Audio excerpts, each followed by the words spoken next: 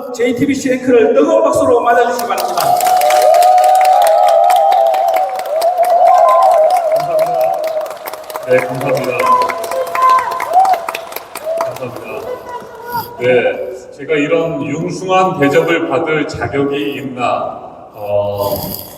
KTX를 타고 서울에서 여기까지 오는 3시간 동안 아무리 생각해봐도 그럴 자격이 없는데 말이죠. 오늘 이렇게 영광스러운 무대에 설 수 있게 됐습니다. 정말 감사하고요. 순간순간 감동이었습니다. 저에게 전화를 해주시고 메신저를 통해서 그 콘서트를 포항에서 하고 싶은데 올 수 있겠느냐라고 말씀을 듣는 순간부터 많이 떨리고요. 정말 기뻤습니다. 제가 포스코와 인연이 깊습니다. 네, 한 7, 8년 정도의 인연이 있는데 사실은 제가 포항에 오늘 처음 왔습니다. 네, 전주에 살 때 포스코 아파트에 살았습니다. 네, 제가 살 때 포스코 아파트가 전주에서 제일 좋은 아파트였습니다. 49평 아파트를 제가 분양돼 당첨을 받아가지고 남들이 부러워하는 그 포스코에 들어가서 살게 됐는데 오늘 2023년 7월 4일 이렇게 포스코 한 복판에서 여러분을 뵐 수 있으리라는 생각 못했습니다. 정말 감사합니다.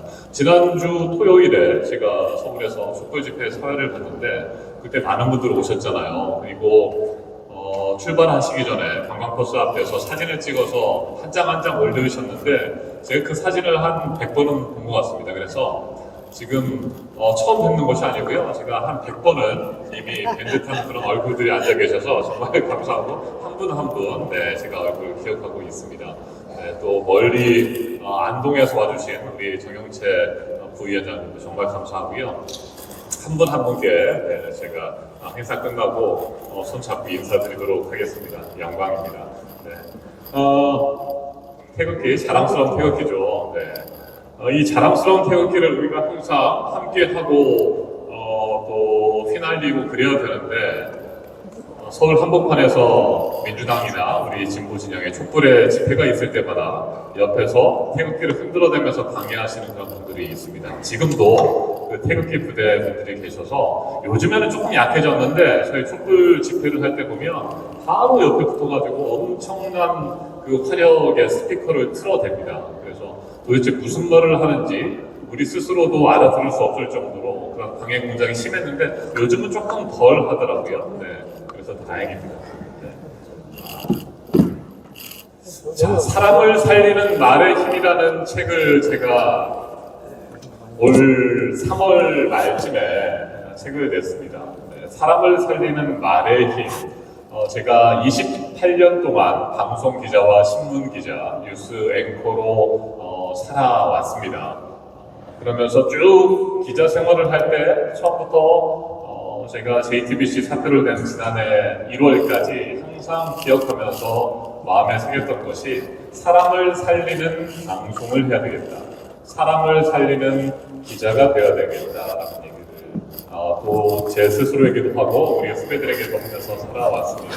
얼마나 많은 기사들이 요즘 왜곡되고 또 비판의 칼날들이 서 있는지 모르겠습니다. 그 왜곡 기사를 보면서 분노하기도 하고 때로는 잘못된 내용들을 파악하면서 그걸 정말 미신처럼 듣고 서로를 공격하면서 찌르고 있지 않습니까? 그런 것들을 보면서 항상 안타까웠습니다. 아무리 나쁜 사람이 있고 정말 죽을 죄를 지었다고 하더라도 그 사람이 왜 그럴 수밖에 없었는지 살인자를 처벌하고 그 사람이 살인을 할 수밖에 없었던 우리 사회 구조적인 문제점들은 없는 것인지 힘들고 고통받고 어려운 사람들이 왜 그렇게 살아가는지에 대한 끊임없는 스스로의 질문과 또 취재와 이런 것 통해서 제가 28년 동안 기자 생활을 해왔습니다. 그래서 저는 사람을 살리는 방송을 해야 되겠다고 생각하면서 늘 따뜻하고 내가 쓰는 기사, 내가 쓰는 방송, 신문 기사를 통해서 그 사람 한 사람이라도 힘을 얻고 정말 극단적인 선택을 해야 되겠다라고 하는 사람조차도 다시 살아갈 용기와 또 희망을 가질 수 있다고 한다면 얼마나 좋을까. 저는 그런 생각으로 28년 동안 기자 생활을 해왔습니다. 네. 많은 사람들이 알아주는 뭐 방송 기자, 앵커, 도쿄 특파원이 되겠다는 생각보다는 나를 통해서 누군가 다시 살아갈 용기와 힘을 얻을 수 있으면 얼마나 좋겠나. 내가 오늘 쓰는 기사가 오늘 하는 1시간 30분 동안의 방송이 그런 기사이고 그런 방송이었으면 좋겠다는 생각을 했고요. 그런 차원에서 지금 작년 정치로 뛰어들어서 시작하면서 지금도 생각하는 것이 사람을 살리는 정치를 해야 되겠다. 네. 사람을 살리는 말을 해야 되겠다라는 생각을 하고 있고요. 그런 차원에서 고민을 하다가 이 책 제목을 지었습니다. 근데 이 책 제목을 지었을 때 정말 저는 힘들었습니다. 여러분도 많이 힘드셨죠. 지난 대선 끝나고 얼마나 힘드셨습니까? 더군다나 이 대구 경북의 척박한 땅에서 민주당을 지지하고 우리 이재명 대표님을 지지하시면서 응원해주신 여러분 정말 수고 많으셨고요. 저보다도 더 고생을 많이 하셨으리라고 생각이 됩니다. 존경하고 사랑하는 마음을 가지고 있습니다. 그래서 제가 열일 다 제치고 오늘 여러분께 보고 싶어서 달려왔습니다. 네. 감사합니다. 제가 오면서 우리 김일 선생님께 말씀을 들어보니까 50만 명의 포항 시민분들 중에서 2개의 선거구가 있는데 전체 합쳐서 한 4천여 명 정도의 권리당원이 계시다는 말씀을 들었습니다. 그 정도 되는 줄도 저는 잘 몰랐습니다. 네. 여기에 오면 그냥 그 태극기 부대 같은 계신 분들만 계실 줄 알고 살짝 긴장도 했습니다. 네. 그래서 이제 오늘 포항역에 딱 도착했는데 고향에 온 듯한 느낌이 들었어요. 그게 왜 그럴까라는 생각을 좀 해봤는데 일단 사투리가 너무 정겨웠어요. 사투리가. 네. 제가 광주 MBC에 94년도에 입사했는데 저는 고향이 전주예요. 전주 전라북도인데 여러분 아시겠습니다만 제가 그다지 사투리를 많이 쓰지는 않습니다. 뭐 인토네이션이라든지 이런 것들 보면 억양 같은 것들은 여전히 남아있다고 하는데 광주 전남 지역에 비해서 전라북도는 그렇게 사투리가 심하지 않거든요. 근데 94년 광주 MBC 딱 합격해서 택시를 탔는데 뭐라고 막 그 기사님께서 말씀한 도저히 못 알아듣겠더라고요. 못 알아듣겠다. 한 1년 지나니까 이제 조금 들리고 오늘 딱 포항역에 도착하는 순간 네, 그 포항역에서 KTX가 정차하고 승객들이 내리는데 앞에 서 있는 젊은 남녀가 얘기를 하는데 무슨 말인지 못 알아듣겠더라고요. 한참 생각해보니까 이런 뜻이구나 라고 생각할 정도의 그런 사투리였는데 그게 저는 정겨웠어요. 야, 이게 우리의 고향이구나, 우리의 지역들이구나. 저도 촌사람이고 네, 전주에서 태어나서 광주에서 생활하고 서울까지 다시 올라가는데 굉장히 많은 시간, 17년이 걸렸습니다. 네, 그렇게 해서 서울로 올라갔는데 저는 여전히 제 고향도 그렇고 지역이 잘 살고 지역민들이 행복했으면 좋겠습니다. 네, 그건 뭐 서울 수도권은 다 마찬가지입니다. 여러분이 정말 이곳에 살면서 행복한 삶을 이어가셨으면 좋겠다는 생각을 꾸준히 하고 있고요. 자, 뭐 아시겠습니다. 아까 말씀하신 것처럼 저는 전주에서 태어나서 전주에서 학교 졸업하고요. 서강대 연구과에 들어갔습니다. 그리고 광주 MBC에서 기자 생활하고 JTB 전주방송 거쳐서 17년 만에 중앙일보로 다시 올라갔습니다. 모르는 분들께서는 이정원 앵커가 뭐 도쿄 특파원도 하고 또 JTBC에서 메인 앵커도 하고 그랬으니까 굉장히 잘 나갔겠거니라고 생각하실 텐데 저는 제 삶을 쭉 관통해서 돌아보면 도전의 연속이었고요. 실패의 연속이었습니다. 네. 그냥 편안하게 살면 좋을 텐데라는 생각을 저도 수시로 하고 그렇게 살아왔던 것 같아요. 그냥 뭐 지금의 삶에서 만족하며 살 텐데 아까 말씀드린 것처럼 제가 JTB 전주방송에서 메인 앵커도 하고 또 전주에서 제일 좋다는 포스코 아파트에 들어가서 살고 네, 젊은 나이에 매주차도 한번 타보고 그러면서 살았는데 그럼에도 채워지지 않는 뭔가가 있었어요. 네. 나는 대한민국 역사의 중심에 서고 싶었는데 그리고 우리 역사의 발전에 동참하고 싶었는데 그냥 편안하게 이렇게 하루하루 살아가는 게 무슨 의미가 있을까라는 생각들을 하면서 끊임없이 그런 고민들을 하면서 살아왔던 것 같습니다. 제가 광주 MBC에 들어갈 때부터도 그랬었고요. 그리고 사실은 오늘 여러분을 뵙고 싶어서 달려오는 동안에도 제 인생에 있어서 굉장히 중요한 선택을 했고 또 도전을 오늘부터 시작합니다. 그래서 저는 오늘 2023년 네, 7월 4일 이 시간을 앞으로 평생 잊지 못할 것 같습니다. 여러분 혹시 제 페이스북을 보신 분들이 계시면 아실지 모르겠습니다만 제가 한 2년 동안 준비했던 전주 을 지역구를 정리하고요. 오늘 페이스북을 통해서 선언을 했습니다. 서울 광진갑 출마를 준비하고 있다는 말씀드렸고요. 이틀 뒤에 서울시 의회에서 기자회견을 갖고 제가 다시 새로운 도전을 시작하려고 합니다. 정말 힘든 결정이었습니다. 많은 것들을 다시 내려놓고 서울에서 제로에서 시작을 해야 되는 상황이었는데 제 고민의 핵심은 이거였습니다. 전주에서 제가 출마를 계속 준비한다면 저의 당선 가능성은 한 8, 90%는 되는 것 같습니다.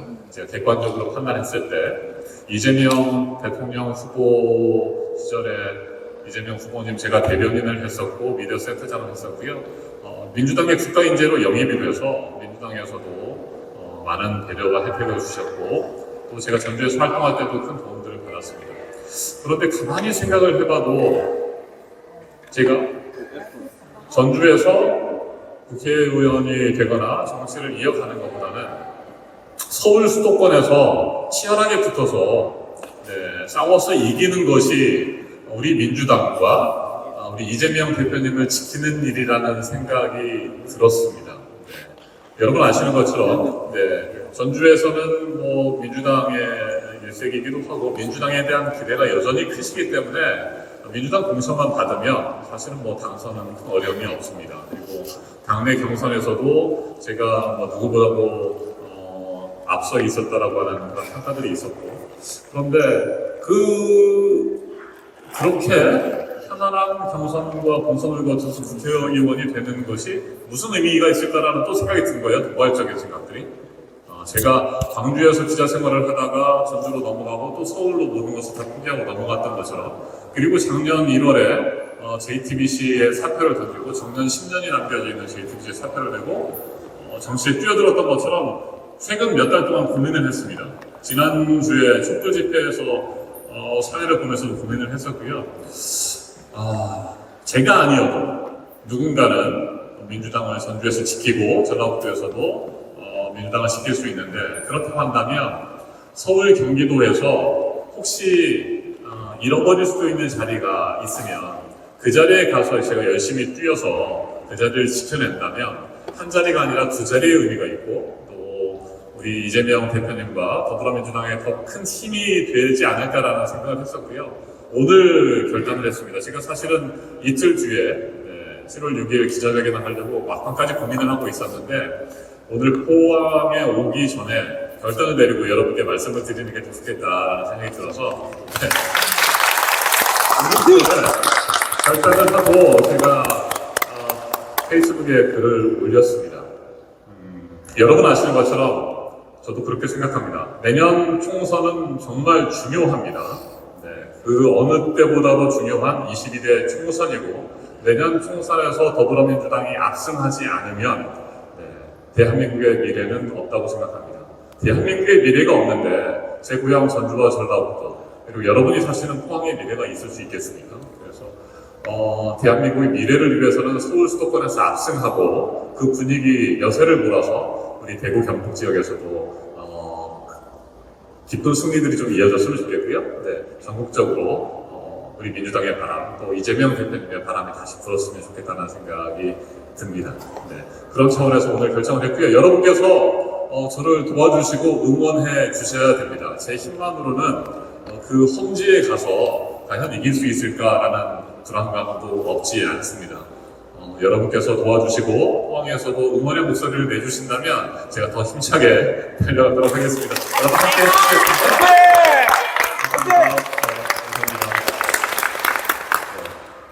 사람을 살리는 힘이 있고 따뜻한 말을 해야 된다고 생각하면서 살았습니다. 저는 그런 따뜻한 사람이 되고 싶습니다. 여러분 각자가 더 살아가는 데 있어서도 이정원을 참 그 친구 그때 포항에서 만났는데 따뜻한 사람이어서 그리고 따뜻한 생각을 가진 정치인으로 잘 자라고 있다. 우리가 그런 정치인으로 함께 만들어가고 있다라는 생각을 가지실 수 있도록 제가 열심히 살아가려고 합니다. 그냥 뱉은 말이었는데 우리는 심장이 어렵게 만드는 말들을 많이 합니다. 하루에도 여러 차례. 가장 친하고 가장 사랑하다고 하는 가족에게, 친구에게 오히려 저희는 더 쉽게 심한 말들을 내뱉어 버리는 경우도 있습니다. 그러고 곧바로 또 후회하기도 하는데 칭찬 한마디에 몸이 공중으로 날아오르잖아요. 사랑한다는 말 한마디가 우리의 가슴을 뛰게 하고 하늘을 날아오를 것 같은 그런 마음을 갖게 합니다. 그런데 가볍게 던진 기술을 꽂는 말 한마디가 쇳덩이가 돼서 밑바닥으로 깊이 가라앉게 만들죠. JTBC 중앙일보 도쿄 특파원을 제가 2014년부터 2017년까지 했습니다. 이쪽 경북 지역에서도 가끔 지진도 나고 또 여러분들도 피해도 겪으시고 힘든 시기를 보내셨을 텐데요. 제가 이때 일본 구마모토현 2016년 4월입니다. 2016년 4월에 제가 도쿄에 살고 있었는데 그때 도쿄 이제 아파트에서 헬스클럽에서 운동을 하고 있었어요. 한 9시 반 정도 돼서. 그런데 갑자기 지진이 났어요. 막 흔들리기 시작하고 그 지진 경보라든지 이런 것들이 굉장히 잘 되어 있기 때문에 무슨 방송을 하거나 어떤 상황에서든지 바로 스피커라든지 방송을 통해서 지진데스, 지진입니다. 빨리 피하십시오. 막 이런 것들이 나오는데 그 사우나에 앉아있는데 그 사우나에 켜있는 방송에서 이제 막 나오기 시작하다. 지진 났다. 그러면서 구마모토에서 지진이 났는데 그때 6.5의 지진이 났습니다. 6.5의 지진이면 한국에서 그 정도의 지진이 나면 모든 건물들이 거의 다 무너질 정도였을 겁니다. 도쿄에도 진도가 한 3.5, 4 정도의 지진 강도가 느껴졌어요. 제가 살고 있던 그 만션, 52층의 만션이었고 제가 40층에 살았는데 그 아파트가 막 이렇게 흔들릴 정도였으니까 도쿄에서. 그래서 6.5의 지진이 나고 제가 바로 그 다음날 아침에 방송 JTBC 아침 뉴스에 라이브 연결하고 구마모토 현지로 달려갔죠. 현지로 달려갔는데 그날 밤에 취재를 하고 구마모토 피해 현장을 갔을 때 한 1000여 명 정도가 사는 집에 주택 그 마을이었는데 그 마을의 절반 정도가 집이 다 무너졌어요. 그리고 한 절반 정도는 그래도 무너지지는 않고 겨우 버티고 있는 상황에서 제가 이제 취재를 해서 방송을 했었죠. 그리고 그날 밤에 호텔에서 구마모토 한복판의 호텔에서 잠을 자고 있었어요. 8층짜리 호텔이었고 제가 8층 꼭대기 방에서 자는데 새벽 1시 반쯤에 두두두두두 하기 시작하는데 와 이건 저도 도쿄에 있을 때 여러 차례 4 정도의 진도를 느껴봤는데 이건 진도 4 정도하고는 비교가 안 되는 여러분이 느끼셨을 이쪽에 지진하고는 비교가 안 되는 진짜 엄청난 지진이 발생했어요. 6.5의 지진이 발생했다고 달려간 그날 밤에 7.3의 본진이 발생한 겁니다. 제가 구마모토 현지 취재를 갔을 때 그날 밤에 6.5의 건물의 한 절반 정도가 무너져 내렸는데 그날 밤 새벽 1시 반쯤에 7.3의 본진이 온 거예요. 그게 전진인지는 몰랐죠. 6.5가 엄청난 지진이었습니다. 다다다다다 움직이기 시작하는데 이건 완전 상하 좌우로 흔들려요. 근데 이제 여러분 일본에 가보시면 비즈니스 호텔 같은 경우에 박스처럼 돼 있거든요. 그렇게 큰 방은 아닌데 이 박스가 위아래 상하 좌우 완전히 흔들리고요. 그 탁자 위에 놓여있던 그 텔레비전 떨어지고 머리맡에 올려있던 온갖 TV, 그 다음에 시계, 제 노트북 다 떨어졌어요. 근데 그 순간에 제가 도망쳐야 되는데 일단 기자가 절대 잃어버려서는 안 되는 것이 노트북이거든요. 노트북이 없으면 기사를 쓸 수가 없으니까. 노트북을 먼저 챙기고 그리고 그 다음에 또 하나를 챙기는데 제 머리맡에 놔뒀던 시계 그렇게 비싼 시계는 아니었는데 제가 결혼 20주년이 됐을 때 제 아내가 사준 시계가 하나 있었어요. 근데 그걸 잃어버리면 혼날 것 같은 거예요. 그냥 가서. 근데 거기에서는 그게 이제 막 뒤집혀지고 막 해서 어디 구석으로 처박혔는데 그걸 못 찾는 거예요. 한 10분 동안 찾았어요. 한 10분 동안 정말 멍청하게 그 시계를, 이 시계는 아니고 시계를 찾아서 겨우 뛰쳐나가니까 난리가 난 거예요. 저희 카메라 후배들이랑 이정원 특파원이 안 나오니까.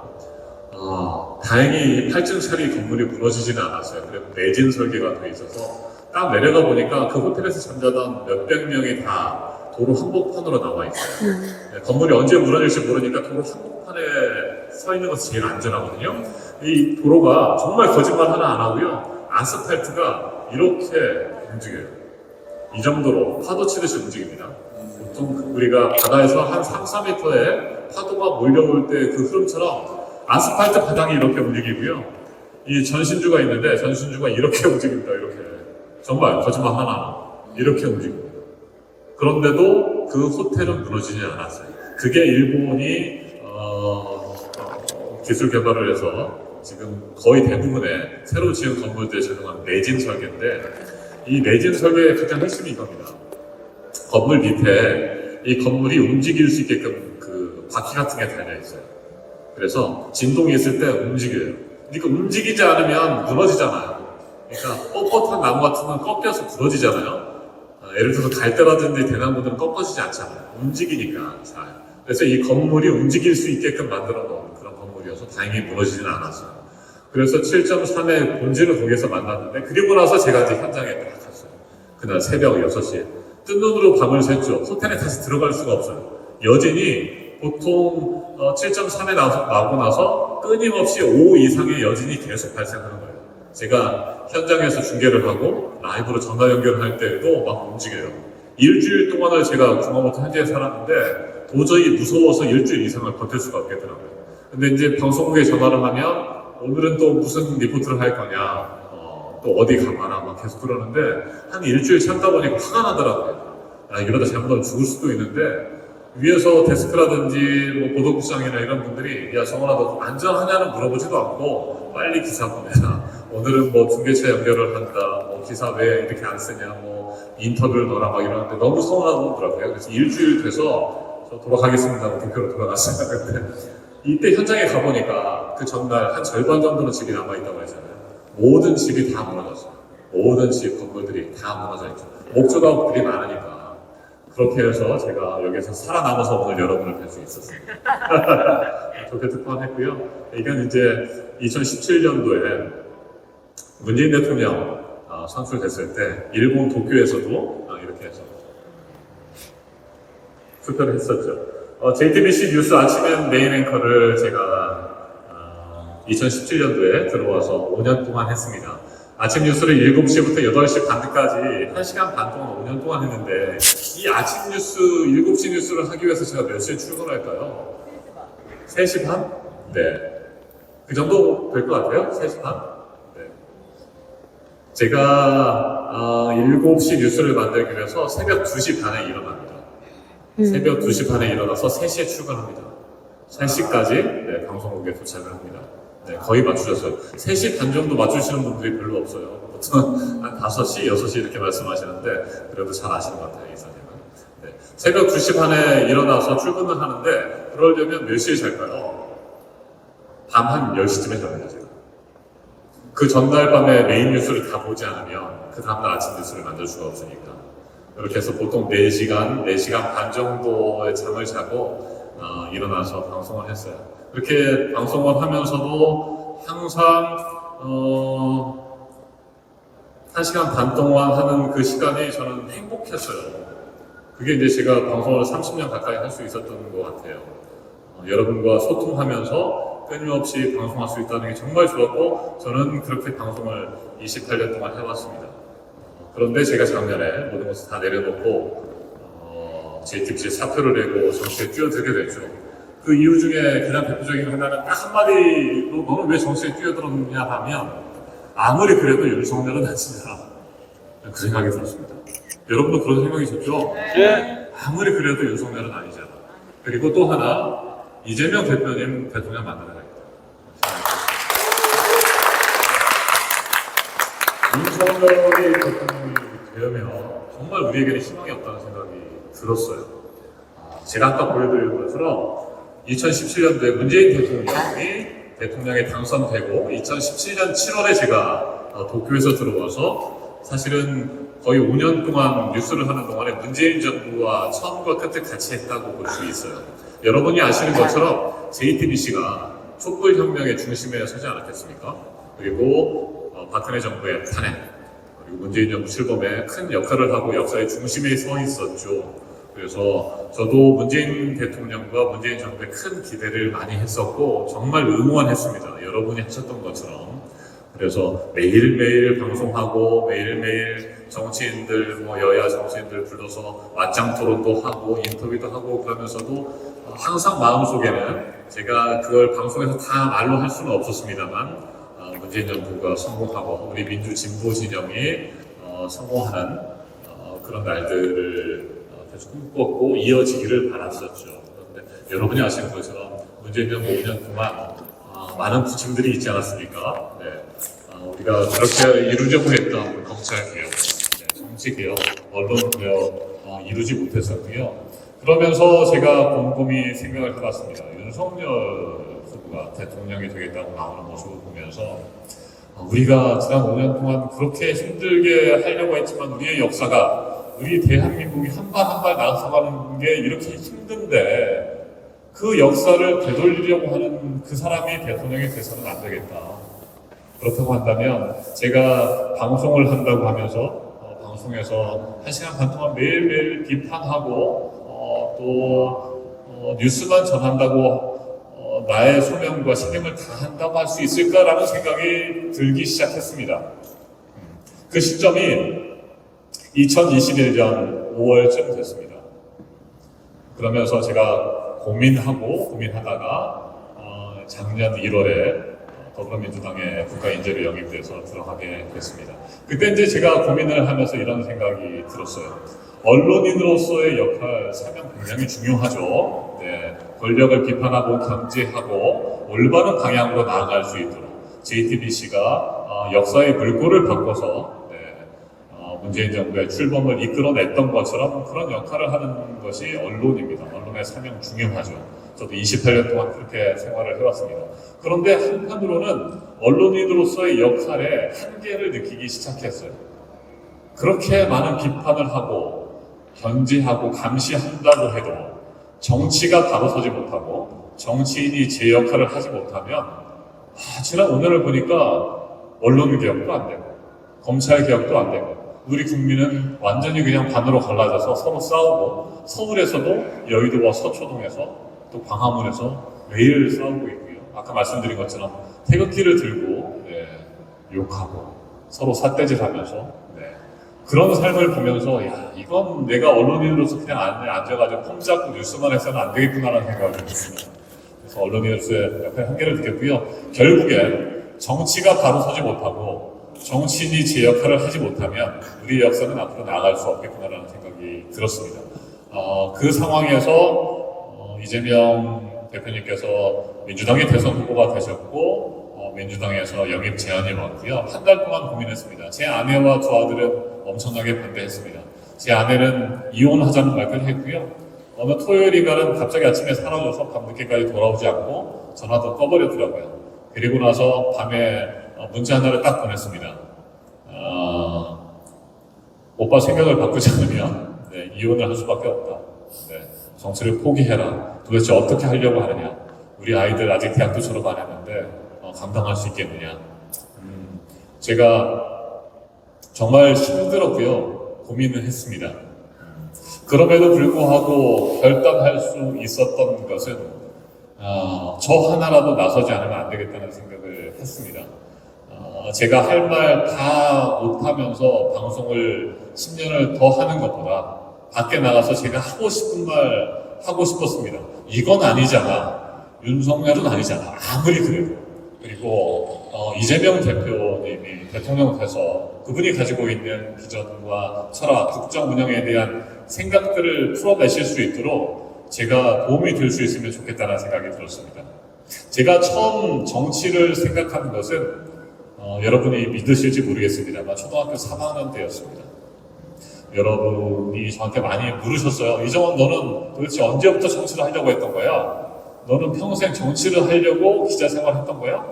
28년 동안 기자하면서 너는 정치에 발을 내딛기 위해서 너의 기자 생활을 이용했던 거 아니야? 라는 말씀을 하십니다. 저는 결단코 그건 아니었다라고 자신 있게 말씀을 드립니다. 제가 살아오면서 기자 생활하면서 단 하나의 기사도 하나의 방송도 제가 앞으로 정치를 하는 데 있어서 도움이 되기 위해서 뭔가를 왜곡하고 제 생각을 투영하고 그러지 않았습니다.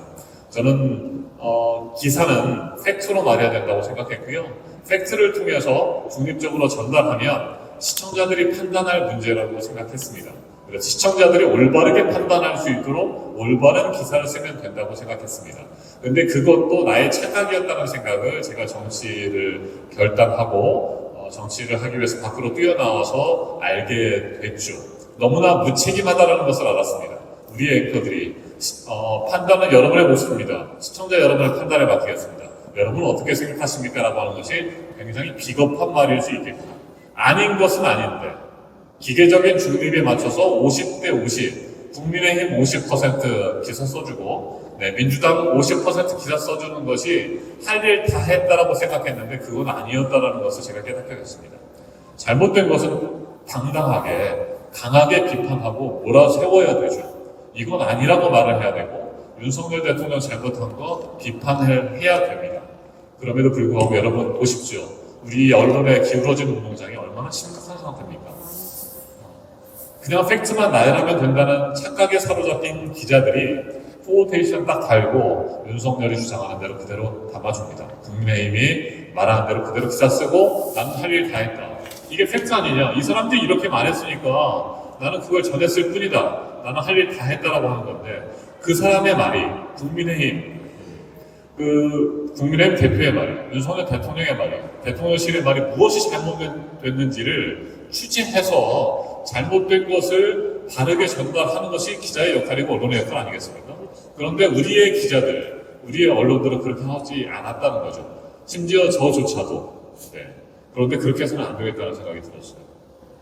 아닌 것은 아니라고 말하고, 단순히 팩트를 하나만 전하는 것이 아니라 제가 방송에서도 말씀드리는데 물컵 하나를 저희가 기사를 쓴다고 하더라도 뚜껑을 보면서 이게 물통이라고 말할 수도 있고 물통의 밑바닥만을 바라보고 이건 밑바닥 물통은 원래 이렇게 동그란 거야 라고 말할 수 있는 것이고 옆면은 또 이런 거야 투명한 플라스틱으로 만들어진 거야 라고 팩트를 나열하는 것이 그게 잘못된 기사는 아니지만 그 팩트 나열만 가지고는 완벽한 기사가 아니라는 것이죠. 그 팩트 이면에 걸쳐 있는 진실이 무엇인지를 파헤쳐야 될 것이고 무슨 소리가 옳은 것이고 무엇이 거짓인지를 명확하게 취재해서 우리 시청자들이 국민들이 알 수 있도록 하는 게 언론의 역할 아니겠습니까? 그런데 그렇지 못한 언론들이 너무나 많습니다. 그래서 제가 언론의 생활을 접고 정치로 뛰어들어야 되겠다고 생각하면서 가장 소명의식을 가지고 했었던 것이 바로 언론개혁입니다. 언론 개혁을 이뤄내는 것이 제 정치의 제1 목표입니다. 표현의 자유 중요하죠. 언론이 죽어서는 민주주의는 생존할 수 없는 것이죠. 민주주의는 결코 발전할 수 없습니다. 언론의 자유, 표현의 자유 인정해야 됩니다. 그러나 한마디로 말씀드리면 그 언론의 자유와 표현의 자유는 책임을 바탕으로 하지 않으면 안 된다고 생각합니다. 책임지는 그 기사에 확실하게 책임질 수 있게끔 만드는 것이 저는 언론 개혁의 가장 중요한 과제라고 생각합니다. 쓰고 싶은 기사 다 쓰고 취재 열심히 해서 쓰되 그 기사가 잘못됐다고 한다면 거기에 대한 책임은 그 기자와 그 언론사가 짓도록 만들어야 되는 것이죠. 진실이 무엇인지는 알 바 없고 그냥 던져주는 대로 덥석 불어서 그걸 옮겨 적는 것만으로서의 언론의 역할을 다 했다라고 생각하는 언론 기자들, 언론사들 바로 잡아야 된다고 생각합니다. 그런 역할들을 제가 하려고 합니다. 자, 제가 초등학교 3학년 때 정치를 생각했다고 말씀을 드렸잖아요. 제가 초등학교를 다니려면 저희 집에서 전주 남부시장이라는 데를 거쳐서 가게 됩니다. 남부시장도 꽤 핫 플레이스입니다. 전주에 오시게 되면 전주 한옥마을과 함께 그 옆에 붙어있는 남부시장을 돌아보셔도 좋습니다. 제가 그 시장을 거쳐서 학교를 가게 되는데 그날이 제 책에도 썼는데 12월 초였어요. 굉장히 추웠는데 시장 초입 부분에 포장마차 같은 작은 그 상자 같은 것이 있어요. 양은 그 양철 판때기하고 뭐 나무 판자 뭐 이런 것들을 막 그 덧대서 만든 그런 포장마차 겨우 한 명 정도가 넣을 수 있는 자리 그런 포장마차가 있는데 저는 깜짝 놀랐어요. 그 영하 10도 아래로 떨어지는 그 날씨에 그 포장마차에서 한 아저씨가 문을 열고 딱 나오시면서 앞에다가 연탄불을 피우고 거기에다가 찌그러진 냄비에다가 밥을 지어서 거기에서 식사를 하려고 준비하시는 모습을 봤어요. 근데 그 너무나 작은 박스였기 때문에 그 안에서 난로를 피울 수 있는 상황이 결코 아니었어요. 그러니까 그 영하 10도 아래로 내려가는 그 추운 겨울에 꽁꽁 얼어붙은 몸으로 그 안에서 주무시고 나와서 거기 앞에서 연탄불에 밥을 짓는 모습을 보면서 깜짝 놀랐습니다. 저 아저씨는 왜 저렇게 힘들게 사실까? 지금도 생생합니다. 그 이미지가. 얼마나 추웠을까? 라는 생각을 하게 됐어요. 그리고 한 사흘쯤에 그때도 이제 학교에서 집으로 오는 날인데 그날은 한 할머니를 뵀어요. 하얀 그 한복을 입으신 분이고 머리에 비녀를 꽂으신 분인데 그때는 눈까지 내리고 있었어요. 정말 눈, 귀, 코가 다 떨어져 나갈 정도로 추운 날이었는데 그 꽁꽁 얼어붙은 양은 그 도시락에 그 노란색 도시락 있잖아요. 밴도 거기에서 밥을 이렇게 떠서 꽁꽁 얼어붙은 밥을 드시면서 앞에 푸성기 몇 개를 놓고 손님을 기다리시는 모습을 보면서 저는 또 충격을 받았어요. 한 이틀 전에 봤던 그 아저씨, 꽁꽁 얼어붙은 몸으로 그 박스를 열고 나오셨던 아저씨가 그 할머니를 보면서 어린 나이에 저는 이런 생각을 했습니다. 왜 저렇게 힘들게 살아갈까? 나는 부자가 아니어도 그래도 쉴 수 있는 따뜻한 집이 있고 아버지 어머니가 계시고 사랑하는 가족들이 있는데 저분들은 저렇게 힘들게 살아가는데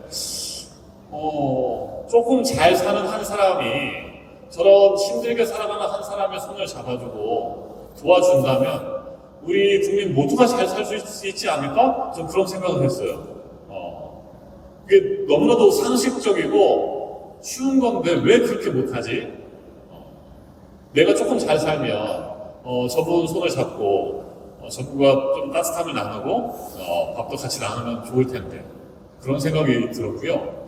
그리고 나서 또 한 일주일 뒤에 지났는데 그날 이제 운동장에서 조회를 하는 시간이었어요. 근데 저희 교장 선생님께서 저희 학생들에게 뒤를 돌아보라고 하시더라고요. 뒤에 큰 멋진 스탠드가 만들어져 있었어요. 스탠드가 있고 앞에 대리석으로 만든 미끄럼틀도 만들어져 있는데 저 스탠드와 미끄럼틀을 누가 지어준 줄 아느냐라고 물어보더라고요. 네. 그러면서 너희들의 선배 정치인이 한 분 계시는데 그분이 후배들을 위해서 이 스탠드와 멋진 미끄럼틀을 만들어 줬다라는 말씀을 하면서 제가 딱 불꽃이 튀었어요. 그래서 그렇구나.